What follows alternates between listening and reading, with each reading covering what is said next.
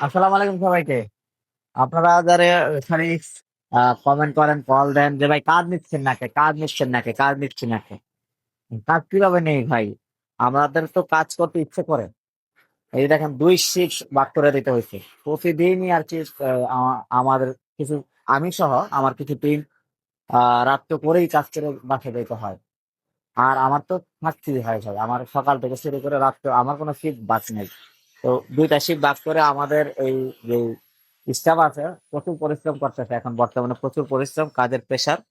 অনেকেই এই কাজের জন্য নক দেন, কাজ নিতে পারতেছে না। কেন নিতে পারতেছে না? এই যে দেখেন এখন প্রায় রাত্র ২টার পর উপরে বাজে কিন্তু কাজ চলতেছে। এই গাড়িটা কমপ্লিট করতে হবে। এটা সকালবেলা ডেলিভারি দিতে হবে। এটা জিএলআই ছিল ২০০৮ এর মডেল। এটা ফেসলিফট করে ফুল গাড়ি কালার করে কমপ্লিট করে দিচ্ছি।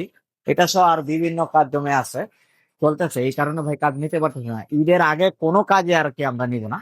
ডেন্ট পেন্ট কালারের মডিফাইড এর টোটালি কাজ বন্ধ আর কি ঈদের আগে। ঈদের পর থেকে ইনশাল্লাহ আবার কালার কাজ নেবো। এখন যেই গুলো আমাদের ধরা আছে, শিডিউল নেওয়া আছে, ওগুলি করতে হবে ভাই। ভুল বুঝবেন না।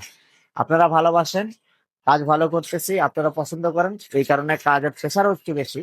এবং আল্লাহ তালা দিচ্ছে আমরা করছি, কিন্তু আমাদের তো জীবন।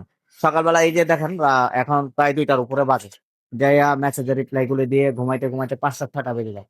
সকালবেলা যদি আমি ১০টা ১১টার সময় ফোন ধরি তখন কাস্টমার আবার বকা দেয়, ভাই ফোন ধরেন না কেন, এই সেই অনেক কিছু ভাই।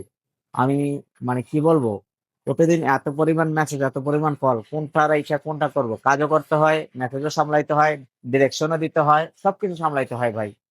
কিছু মনে করবেন না।